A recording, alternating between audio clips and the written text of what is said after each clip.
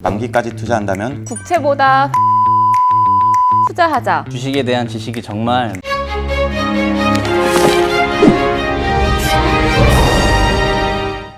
삼성증권 상품 전문가들과 함께 금융상품 투자 전략에 대해 알아보는 시간, 삼성증권 상품 전문가 토크. 진행을 맡은 삼성증권 아나운서 장현재입니다. 최근 금융시장에서 가장 핫한 주제는 뭘까요?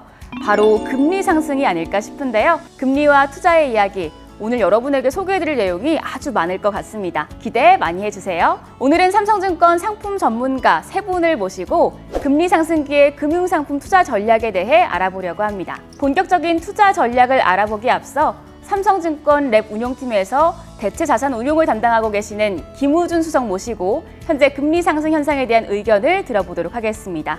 수석님 안녕하세요. 네, 안녕하세요. 삼성증권 김우준입니다. 네, 수석님 최근에 금리 상승에 대해서 삼성증권 어떻게 바라보고 있나요? 저희는 현재 상황을 금리 상승의 초입 단계라고 보고 있는데요. 6월 미국 FOMC 회의에서 페드는 이제 인플레이션 현상을 인정하며 금리 인상 시점을 앞당겼고, 국내의 경우 한국은행 총재도 기준금리 인상을 공식화했습니다.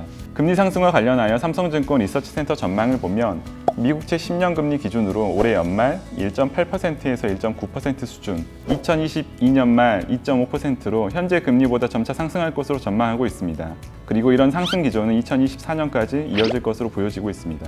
점진적인 금리 상승기로 접어들었다는 말씀을 해주셨는데요. 일부에서는 금리가 오르면 이후에 풀렸던 유동성이 흡수되면서 주식시장이 하락할 수도 있다고 하는데 이 부분은 어떤가요? 네, 사실 작년 이후 각국 정부가 돈을 풀었고 주식시장으로 이런 유동성이 유입되면서 주가가 상승한 것은 맞습니다. 일각에서는 금리 인상으로 돈이 빠져나가면 주가가 하락할 수 있다는 건데요.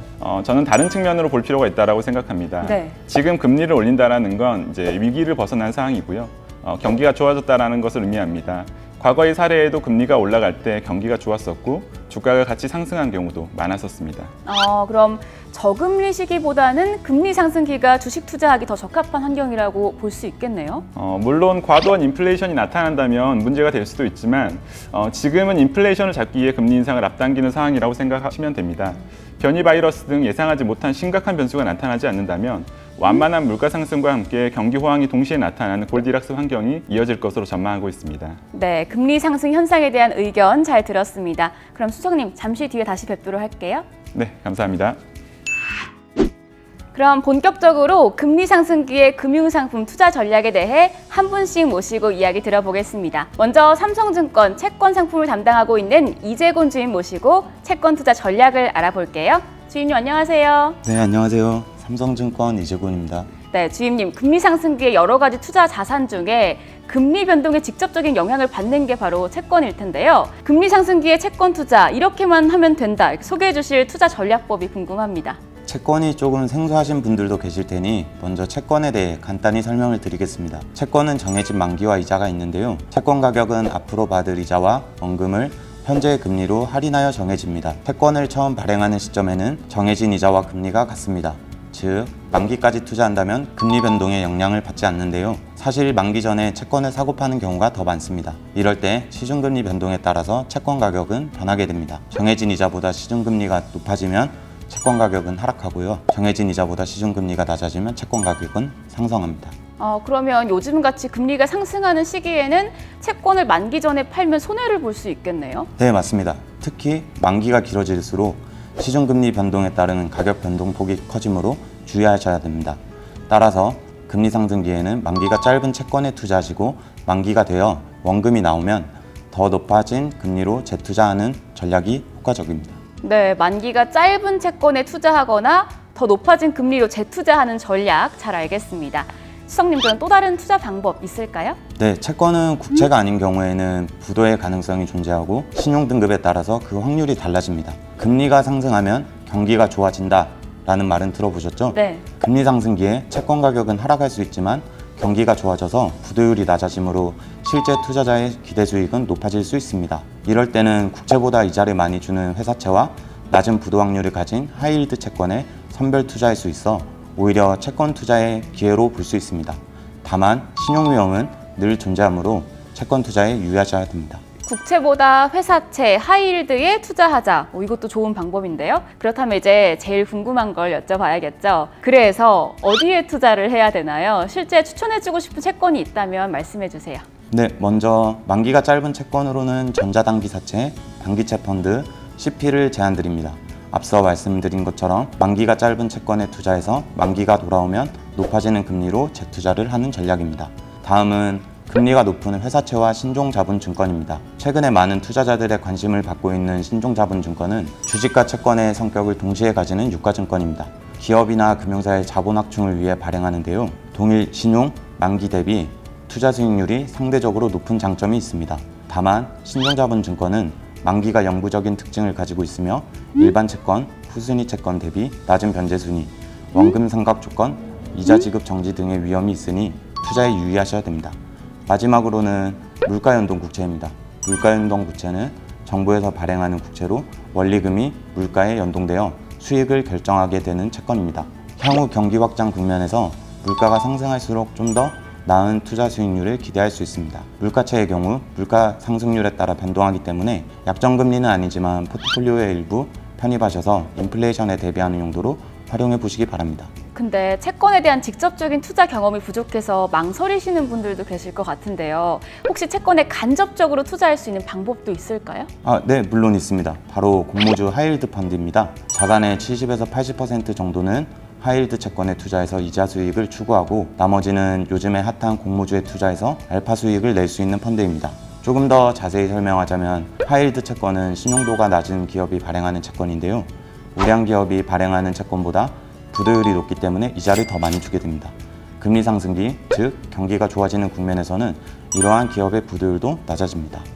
그러면 더 많은 이자를 받을 확률이 높아서 금리 상승 수혜를 받는 투자 방법인 셈이네요. 네, 그리고 현재는 공모주 투자의 기회이기도 합니다. 금리가 상승하면 기업들은 높은 이자를 주고 채권을 발행해서 자금을 모집하기보다는 주식을 발행해서 자금을 조달하는 게 더 유리할 수 있습니다.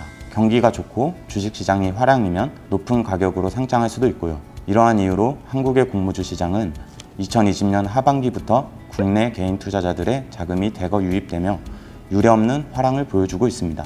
하반기에도 배틀그라운드의 크래프톤, 카카오그룹의 카카오뱅크와 카카오페이, LG화학에서 분사한 2차전지 관련 기업인 LG에너지솔루션, 야놀자 등이 상장될 예정입니다. 다만 회사나 시장 상황에 따라 상장 시기의 변경, 상장 후 공모 주식의 가격 변동, 하이힐드 채권의 신용 위험 등으로 인해 원금 손실이 가능한 점은 유의하셔야 됩니다. 이자 수익과 공모주의 알파 수익까지 공모주 하이힐드 펀드 꼭 기억해야겠네요. 예상외로 금리 상승기에 채권 같은 금리형 상품이 매력적일 수 있다는 생각이 드는데요. 오늘 좋은 말씀해주신 이재곤 주임님 감사합니다. 네, 감사합니다. 다음은 삼성증권에서 주식형 상품을 담당하고 있는 정유승 선임 모시고 주식 투자 전략에 대해서 알아보겠습니다. 선임님 안녕하세요. 안녕하세요. 삼성증권 정유승입니다. 아무래도 투자자분들이 가장 관심을 많이 가질 파트가 이 주식형 상품이 아닐까 싶은데요. 오늘 어떤 투자 전략 소개해 주실 건가요? 결론부터 말씀드리자면 성장주보다는 경기 민감 가치주, 이익 성장에 따라 배당 매력도가 높아지는 배당주에 집중해야 한다는 것입니다. 성장주의 경우 최근 몇 년간의 저금리 상황에서 당장의 이익을 내지 못하더라도 미래 성장에 대한 기대감으로 크게 상승했는데요. 금리 상승기가 도래하면 경기 회복에 따라 기업 이익 증가가 가시화되는 경기 민감 가치주와 배당주의 투자 매력도가 높아질 것으로 보고 있습니다. 경기 민감 가치주라고 하면 경기 변동에 영향을 많이 받고 또 기업의 자산 가치와 이익 대비 주가가 낮은 기업을 말하는 거죠? 주식에 대한 지식이 정말 많이 늦었네요. 맞아요. 예를 들면 포스코 그리고 KB금융과 같은 기업인데요. 그동안 주식시장에서 소외되었지만 최근 경기가 좋아지면서 이익이 크게 증가하는 대표적인 경기 민감 가치주입니다. 배당주도 또한 마찬가지로 기업의 순이익이 증가해야 배당이 증가하기 때문에 금리 상승기에는 높은 배당을 주는 주식이 당연히 매력적인 투자처라고 할 수 있겠죠? 그렇다면 경기 민감 가치주와 배당주에서 투자할 만한 상품은 어떤 것들이 있나요?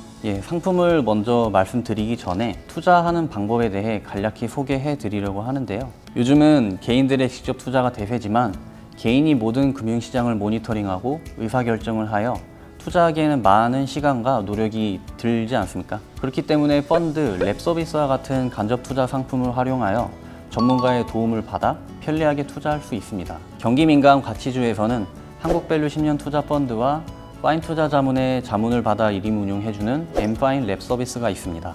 직접 상품을 운용하는 매니저의 인터뷰는 화면의 위쪽 링크를 통해서 제공하니까요. 시장에 대한 이야기와 매니저의 인사이트도 꼭 들어보시길 바랍니다. 네, 저는 오늘 상품에 대한 주요 포인트에 대해서 간략하게 말씀드리겠습니다. 한국투자밸류 자산운용은 장기 가치 투자를 표방하는 국내 가치주 대표 운용사 중 한 곳이고요. 2006년 설립 이후 현재까지 가치 투자의 운용 철학과 운용 전략을 일관성 있게 유지해오고 있습니다. 현재 펀드는 설립 이후 저평가 기업 발굴 기조를 유지하면서도 향후 성장성을 감안한 저평가 기업에 투자하는 전략도 병행하고 있는데요.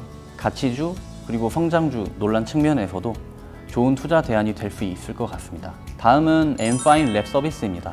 파인 투자 자문은 투자하는 종목의 회전율이 낮고 가치 투자로도 유명한 자문사인데요. 금리 인상에 대비하여 파인 투자 자문의 민우식 대표는 금리 상승 수혜 업종인 보험 업종에 관심을 가지고 있습니다. 또한 현재 대표적인 소비 국가로 변모한 중국의 소비와 관련된 의류, 관광 등 소비재 업종이 장기적으로 유망할 것으로 보고 있습니다. 선임님, 그럼 국내 투자 상품 말고 해외 투자 상품도 있을까요? 당연히 있습니다. 미국의 경우도 확장 국면에서 금융, 에너지, 산업재, 소재 등 경기 민감 섹터와 대면 소비 관련 종목인 여행, 레저, 소매 관련주들이 유리한 상황입니다. 미국의 경제활동 정상화와 직접적으로 관련된 경기 민감 섹터 위주로 포트폴리오를 구성하고 있는 미국 밸류 인컴 랩 서비스를 소개하겠습니다. 미국 현지에서 1939년부터 배당 투자 전략을 운용해온 노하우를 가지고 있는 대형 운용사로부터 직접 자문을 받기 때문에 투자할 만한 장점이 많습니다.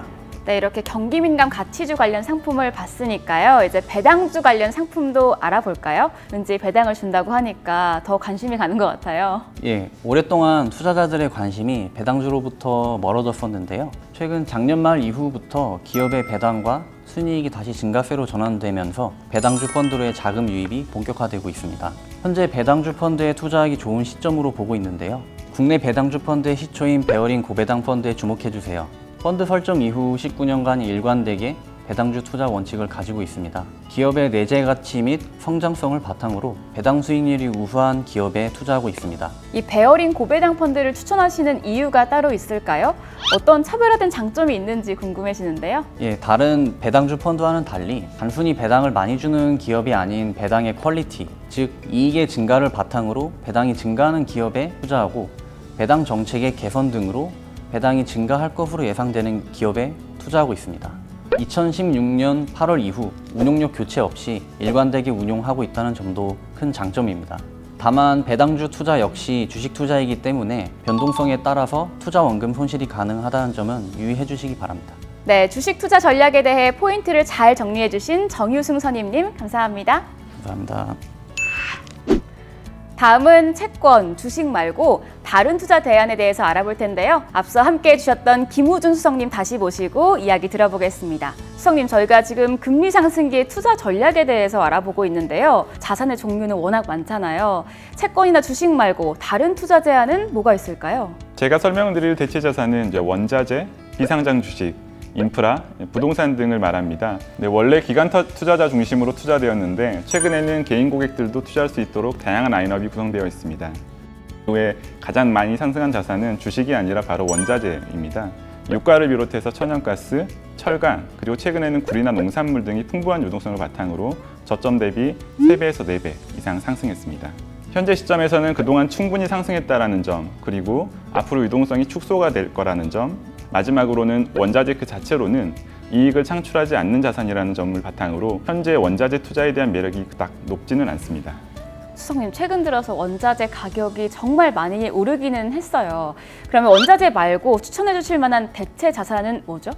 금리 상승으로 경기가 좋아지면 경기를 실제로 반영할 수 있는 자산이 매력적일 것 같은데요. 대체 자산 중에서는 개인 투자자들이 가장 접근하기 쉬운 자산이 바로 리츠입니다. 리츠의 경우에는 경기 회복에 따른 인플레이션 환경의 수혜를 받을 수 있는 섹터라고 보시면 될 것 같습니다. 리츠는 국내 상장 리츠와 해외 상장 리츠로 나눌 수 있는데요. 먼저 국내 상장 리츠에 투자하는 K리츠 플러스 랩 서비스에 대해 말씀드리겠습니다. 리츠는 지난해 초기에는 주가 변동성이 크게 나타났고 또 대형 성장주 대비 부진한 성과를 기록하기도 했었는데요.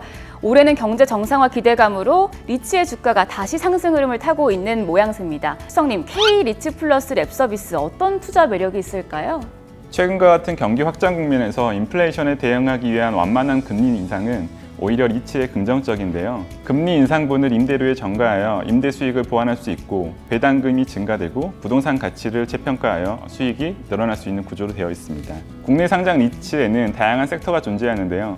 삼성증권 K리츠 플러스 랩 서비스는 국내 상장 리츠와 인프라를 대상으로 계량적 분석을 통해 편입 비중을 조절하면서 분산 투자를 합니다. 이를 통해 단일 리츠 투자 대비해서 안정적인 초과 수익 달성에 초점을 맞춰서 운영하고 있습니다. 네, 지금 국내 상품을 말씀해 주셨고 그럼 국내 말고 해외 상장 리츠에 투자하는 랩 서비스도 소개해 주세요. 과거 성과가 미래의 성과를 보장하는 것은 아니지만 경기 상승 초반 국면에 리츠 자산의 투자 성과가 우수했던 과거 사례를 감안해 보면 기업의 고용과 투자가 재개되고 본격적인 경제 활동 정상화가 기대되는 현재 시점이 글로벌 리츠 투자에 유리한 국면이 아닐까 싶습니다. 현재 이지스 자산운용에서 자문을 받아 미국, 일본, 홍콩, 유럽 등 다양한 글로벌 리츠 자산을 편입해서 운용하고 있는 랩 서비스를 추천드립니다. 이 랩 서비스를 통해 해외에 가지 않고도 손쉽게 글로벌 리츠 자산에 투자하실 수 있습니다. 다만 부동산 경기 변화에 따라 수익이 변동할 수 있으며 부동산 가격 하락 시 손실이 확대될 수 있는 점은 유의해서 투자해 주시기 바라겠습니다.